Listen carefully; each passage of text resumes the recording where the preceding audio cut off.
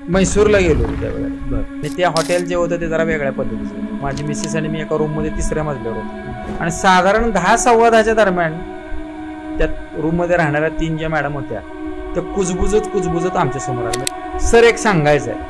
म्हटलं काय बोला ना. म्हणलं सर त्या हॉटेलमध्ये नको थांबायला. ती म्हणाले तिच्या कानाखाली 12:15 दरम्यान एक लहान मुलगा बाथरूम मधून आला आणि त्यानं जोरात 2 कानसुलात मारले. बापरे. ती तिच्याकडे बघून म्हणली ते बघ समोर कोण आहे बघ, समोर कोण आहे बघ, समोर कोण आहे बघ. तसाच असा दात खात हसत गेला. अचानक दरवाजापासून जोरात आतमध्ये कोणतरी पळत आले. तो आवाज त्या एकट्या व्यक्तीने नाही ऐकला तर त्या रूम मधले जेवढे जण आहेत त्या सर्वांनी आवाज ऐकला. कितीही झालं तरी जेव्हा तुम्हाला समजतं की तिथं काहीतरी आहे तुमचं लक्ष त्या ठिकाणी जाणार आणि तुम्हाला झोप येणार नाही. तोच प्रकार माझ्या सुद्धा बाबतीत घडला. 11:30-12:15 दरम्यानची गोष्ट. तर अक्षरशः त्या व्यक्तीने तिथं कूलर चालू होता, थंड वातावरण होतं, उन्हाळ्याचे दिवस होते, तरी त्याने ते ग्रिलचं दार बंद केलेलं होतं, कुलूप लावलं होतं आणि तो आम्हाला कोंडून बाहेर बाकड्यावर झोपला.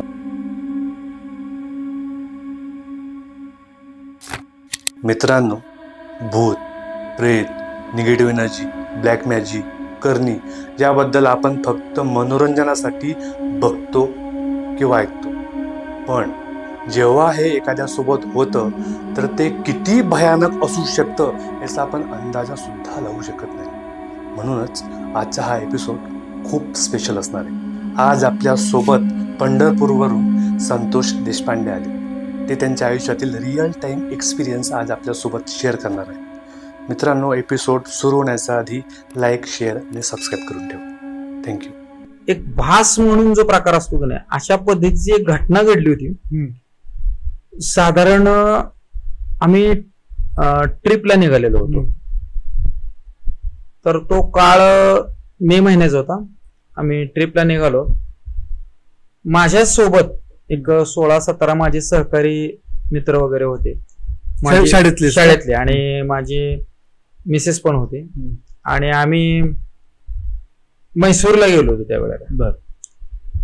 म्हैसूरला आमचं बुकिंग होतं.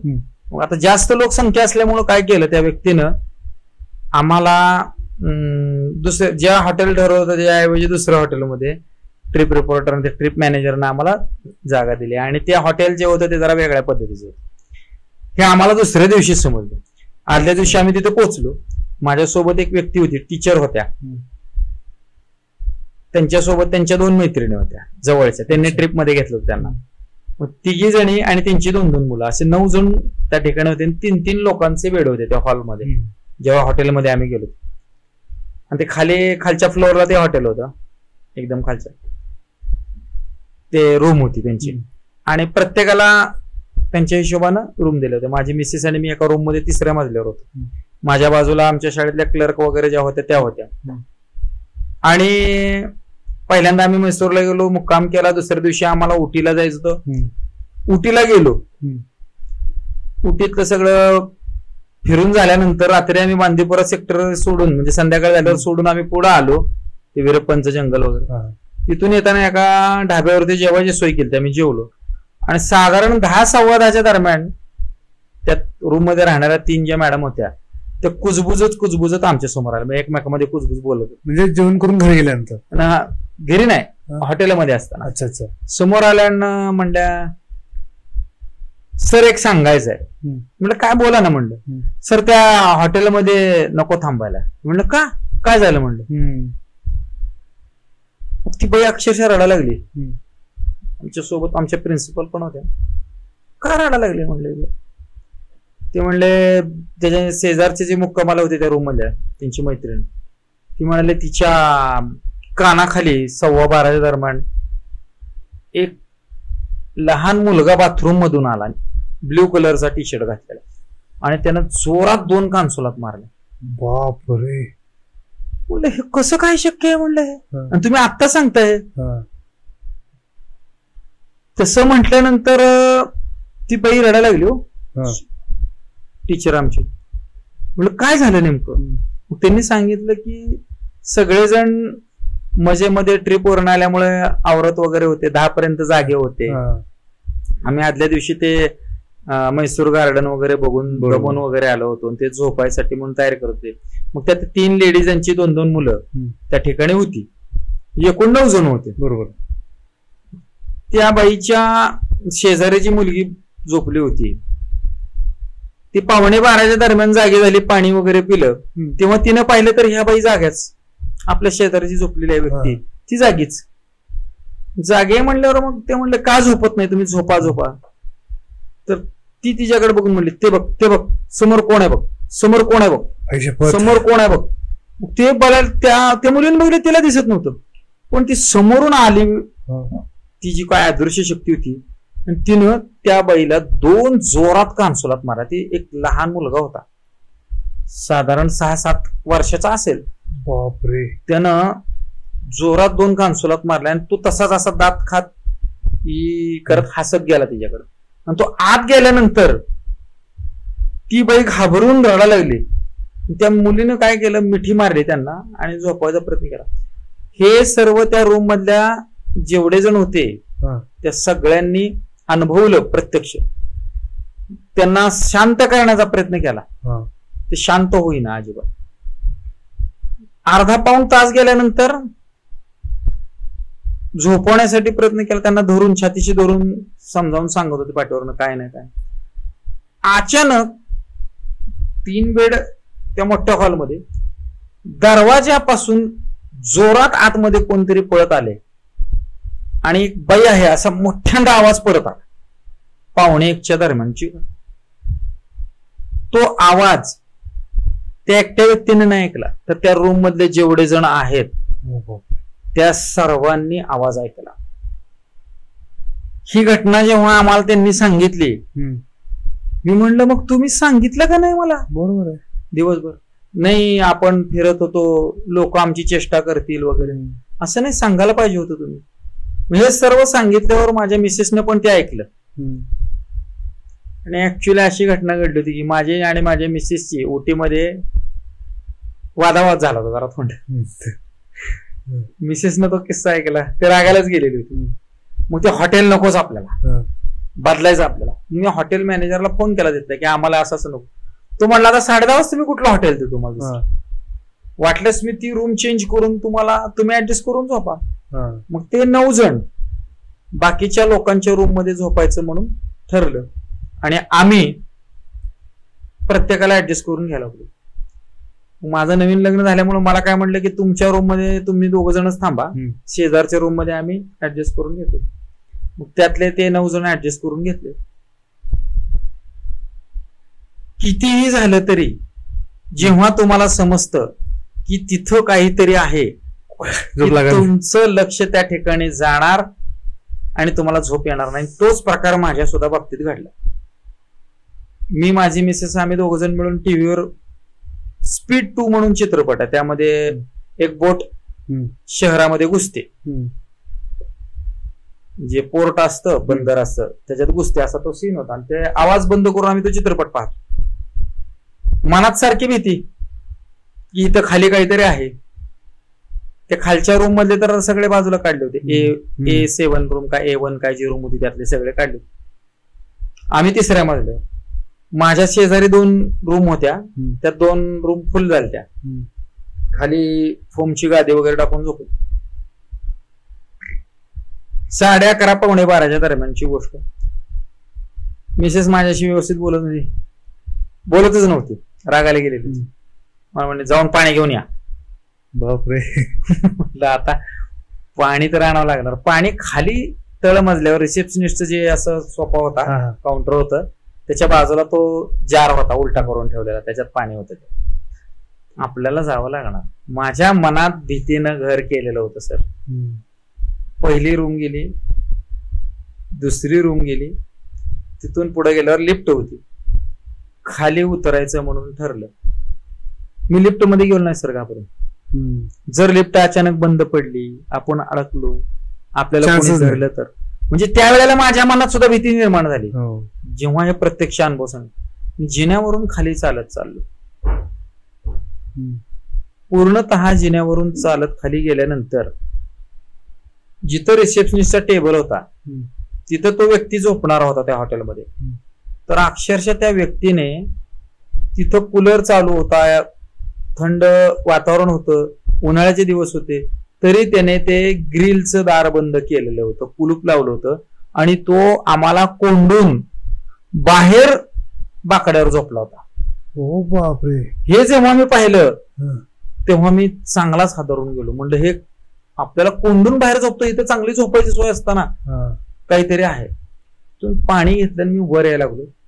नकळत जिन्यावरून जाताना माझं लक्ष त्या रूम नंबर A7 कडे गेलं. ते दरवाजा तर बंद केलेला होता. त्या दिशेनं जाण्याचा प्रसंग, त्या दिशेनं लक्ष जाण्याचा प्रसंग माझ्याकडे आला आणि मी पाहिलं तर एक सावली, साधारण 6-7 वर्षाच्या मुलाची मोठी सावली. मी वर जातोय आणि त्याच्या पाठोपाठ एक बाई, म्हणजे त्याची आई असेल किंवा कोणतं, ती तिथे त्या पोर्च मध्ये खेळते बाहेरच्या तेवढ्या एरियात. आणि मी वर चाललोय. मी जसं वर जाईन तसं ते माझ्या पाठीमागे तुम्हाला जाणवतोय? मला जाणवतोय पूर्ण. हा जो भासमान, जो अनुभव होता तो खूप वेगळा होता. मला ते प्रत्यक्ष का दिसलं नाही ते मी तुम्हाला सांगतो परत पुढं की मला का दिसलं. पहिला फ्लोअर मी सोडून गेलो. दुसऱ्या फ्लोअरला माझ्या बरोबरच्या ज्या शिक्षिका होत्या त्यांचं पूर्ण रूम्स दिसत होत्या मला. तिथून सुद्धा मी वरती चालत गेलो. पाण्याची बाटली माझ्याबरोबर होती, मिसेस साठी भरून घेतली. एक एक पाऊल टाकत मी तिसऱ्या मजल्यावरच्या माझ्या रूम पर्यंत गेलो. मला एक माहित होतं, मागं वळून बघितली की आपल्याला काय दिसणार आहे. आणि बरेच जण म्हणतात की मागं वळून बघितले की त्याचा पाठलाग सोडत नाही. मी बघितलंच नाही मागं वळून. दरवाजा उघडला, दरवाजा लावला, आत जाऊन बसलो. आत गेल्यानंतर मिसेस रागावलेली. तिला मी म्हणलं असं असं मला जाणवलं. ती अजून रागानं बघत होती. मी तिचा जो राग होता तो तुझा राग तर कंटिन्युअस ठेवलेला. आणि त्यावेळेला मला टीव्हीवरती समोर चित्रपट चालू होता स्पीड 2 मधला. त्यात एक सीन आहे की ते जहाज बोट शहरात घुसतं. आवाज तर पूर्ण बंद आहे, शांतता आहे पूर्ण. बेडवर बसलेलं दोघं पण. बाहेरून त्या दरवाजापासून कोणतरी चालत पलीकडे गेले. माझ्या रूमच्या पलीकडे तर कोणच नाही राहायला. रूम कोणाला दिली नाही. या वेळेला कोण गेलं? पावलांचा आवाज पूर्ण दिसतोय. त्या सावली दिसते तिथनं अशी बाहेरच्या ह्याच्या पोर्च मध्ये. आतमध्ये लाईट मी बंद केलेली आहे, छोटीशी लाईट चालू आहे, टीव्ही चालू आहे. आणि ते पुन्हा मी काय केलं, उठलो आणि लाईट लावली. बाहेर बघण्याची ताकद नाही. पलीकडच्या रूम मध्ये एक माझी मैत्रीण होती, तिला मी फोन केला, तिने उचलला. म्हणलं बाहेर कोण आलाय? म्हणलं तुम्ही आलाय का कोण? नाही म्हणली, मी कशाला बाहेर येते, आम्ही सगळे जागेच आहोत. ते इन्सिडेंट ऐकल्यामुळे सगळे जागे घाबरले होते सगळे. 12:30 पावणे 1 नंतरच ही घडलेली घटना.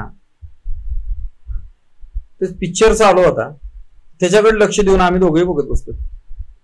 रुसलेली बायको काय बोलायला तयार नाही, काय नाही. आणि एक अशी झटक्यात किक बसते की ना आपल्याला, तशी घटना घडली. समोरचा तो सीन होता की ती बोट गावात घुसते आणि आवाज तर नाहीये टीव्हीचा, बरोबर म्यूट आहे. मी आणि मिसेस बघतोय. तो विषयांतर व्हावं म्हणून त्याच्याकडे लक्ष आहे. आणि अचानक आवाज वाढला, ते अंगावर आल्यासारखं वाटलं. हे कसं काय शक्य आहे म्हणलं. म्यूट असताना आवाज म्यूट असताना आवाज मोठा ना. तो आवाज एवढा मोठा झाला बाकीच्या रूम मधले घाबरले. फुल आवाज मोठा. मी हादरलो एकदम. हे काय चाललंय काय म्हणलं. आवाज परत बघतो तर बंद पूर्ण. तो म्यूटचं चिन्ह दिसतं ना, ते साऊंड वर फुले वगैरे ते दिसलं. अचानक कसं काय झालं ते आम्हाला घाबरवण्याचा प्रयत्न होता. तिथून 4:30 पावणे 5 पर्यंत मी पण झोपलो नाही, माझी मिसेस पण झोपले नाही. दोघेही तसंच बसून अक्षरशः 5:15 वाजता बाथरूम उघडं ठेवून मी आंघोळ केली. बापरे. आणि त्यानंतर मी आणि माझे मिसेस 2 जण मिळून दिवस उजाडलाय म्हणून म्हैसूर पॅलेस बघायला गेलो, बाहेरून पाहिलं ते. तिथून फिरून आम्ही एका इडली सेंटरवरती आलो. मराठीमध्ये आम्ही दोघं बोलत होतो, इडली खात होतो. मग तिथे एक वेटर आला, विचारलं त्यानं आम्हाला, सर कुठून आहे तुम्ही? तो पण मराठी बोलणार होता, त्याला कुतूहल वाटलं आपल्या भागातले. म्हणलं असं असं आलोय पंढरपूरवरून वगैरे, कुठं थांबलाय वगैरे. असंच राज पॅलेस हॉटेल आहे. राज पॅलेस हॉटेल म्हणल्यावर तो मला म्हणला, काय राज पॅलेस मध्ये? म्हणलं का, काय झालं म्हणलं. तो म्हणला तुम्हाला काय जाणवलं का म्हणला. म्हणलं रात्रभर जागा आहे बाबा म्हणलं. बापरे. तो म्हणला कुठं होता तुम्ही मुक्कामाला? मी म्हणलं 3ऱ्या मजल्यावर होतो. खाली काय जाणवलं का? म्हणलं हो, खाली एका रूम मध्ये, मोठ्या हॉलमध्ये फॅमिली रूम होती म्हणलं. त्यात एका आमच्या सहकारी शिक्षिकेला 2 जोरात कानाखाली एक मुलगा होता 6-7 वर्ष. आणि होते बरं का इकडे. आणि दुसरी गोष्ट सांगायची म्हणजे वरपर्यंत मी गेल्यावरती माझ्या पाठीमागे कोणतरी येत आहे ते पण जाणत होतं. आणि त्यावेळेला तो मूवीचा सीन तो बाहेर आलेला हे पण मी त्याला सांगितलं. आणि तिथून परत आलेलं पण सांगितलं. तो म्हणला तुम्ही तिथं थांबायला नको होतं. अक्षरशः 5:15 मी स्वतः एक मिनिट स्टँड बाय घ्यायचं. लक्ष्मी सॉरी लेट बंद पडला म्हणून. ठीक आहे. हा अक्षर काय असं दिवस काय ठीक आहे. लोड पडतोय चालत एकच कॅमेरा